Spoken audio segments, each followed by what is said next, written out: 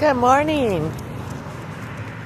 So we're going to talk a little bit more about Casper and how he came into my life and how the rescues helped with him. So Casper had a challenging beginning life before he came to me, but when he came to me, he didn't get along with my two dogs that I already had at the time, but we worked that out. You'll see videos of them becoming best friends, my two senior dogs. So when Casper came into my house, he was covered in ticks and fleas. When I say covered, he had probably about 100 ticks. It probably took my friend and I an hour to get him out. You'll see a little bit of videos periodically about that, and his first day in the house. So the most important thing was to get him to the vet, get him his shots. That's what Friends for helped us with that in the beginning, and they helped with a couple other things. So we take him to the vet. He grabbed a couple dogs. Mind you, this is all new to him. He got his shots. He got tested for heartworm, which he ended up being heartworm positive.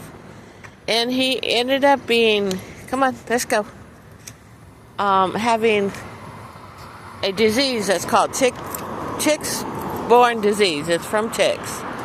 And they told me that he'll have it the rest of his life. So, also, while we were getting the ticks off of him, we saw something with his eyes, with his one eye. And the vet was like excited, but not excited, because he had a third eyelid. We thought it was something, damage to his eye, but it ended up he had an extra eyelid. So not only was he heartworm positive, he was not fixed, and from having all the ticks, he ended up with a tick disease, and he had an extra eyelid. So, long story short, I agreed to get him healthy. We had to stop the heartworm treatment because he was so aggressive because not being fixed. And with my two senior dogs that we chose to get him fixed, come on, go, and then restart the heartworm treatment again. So he went through the heartworm treatment, got treated for the tick disease. Then we had to find someone to fix his eye. And he had several visits with an eye specialist because they had to remove the eyelid. Now, mind you, when they fixed him, they went in and trimmed his third eyelid that was inside his eye because he had eyelashes on it. So every time he blinked, it was scratching his retina. It could actually damage his eye. So they trimmed his eyelid inside his eye while he was under, and we had to have that eyelid removed. Mind you, he was about 2 or 3 years old when I found him, so he'd been living with this, and luckily there was no eye damage. So the agreement was we'd get him healthy and we would adopt him out. But that kind of changed down the line. So Hands to Paws came in, Miss Cat came in to help with training, and she helped with getting the eye surgery. Now, it was almost like $3,000. Come on, Casper. For the heartworm treatment, getting him fixed, his antibiotics for the disease that from the ticks. So there was quite a bit of money spent, and to do the eye surgery, it was $2,000. So Hands to Paws helped get a grant, and help raise the money to do that.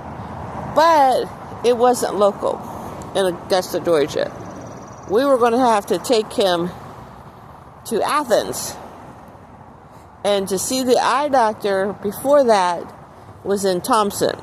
So he had appointments in Thompson to get looked at by the eye doctor specialist for him. And then the surgery was scheduled for in December. So, again, I'm still fostering him and still talking to everybody about agreeing to foster. And Miss Cat started working me and saying that he was my dog. And I resisted so hard because I was like, once I put my 2 senior dogs away, I wasn't going to have another dog for a while until I got a place of my own. But God had another plan, okay? So I said to her, if you make him my service dog, then okay, we'll do that. So we started training him, and she came out every week because, one, he had to be socialized, not just for me, but if we were fostering him to get him adopted, because when he first came in, he was very aggressive to my dogs, and became, once he got fixed, that kind of changed. And then once we were working with him, I worked with him every day because Casper had a lot of fears. I mean, I couldn't raise my hand over his head, so when Miss Cat would come over every week, we would work with the 2 dogs, walking them together as a pack, sit in the room together as a pack, and give him treats and work with him. But also, we had to create, come on, let's go. She would bring broomsticks handles over, and we would have to raise it slowly. Come on, big boy. Over his head, or lay it next to him, because he was so afraid of that. He would cower, he would run, and he would just. It took a good 6 months just to build the trust with him doing stuff. He was afraid to walk around my trailer I was living in. He was afraid to do stuff. Come on, Casper. Let's go. The previous owner was not such a nice person. I can't raise my voice at him because that's all she did. And I can't assume, but I'm assuming she hit him. So daily I would sit and clap my hands over his head and pretend that I was pulling, like a kid would do, pull his ears and pull his tail and just swing my hand just so he would get used to not being afraid of things going over his head or feet. I had to constantly sit with him and tap my foot next to him just so he wouldn't be afraid. So Cat and I did a lot of work with him just to get him where he was being able to adopt. So here we come to December. Now that's like almost 5 months, and he's going up to Athens to have surgery on his eyeball to get the eyelid removed so he's not in pain anymore. So thank God for Hands to Paws, and that's what Friends for Rescue here in Augusta for helping this, because otherwise I would not have been able to afford it.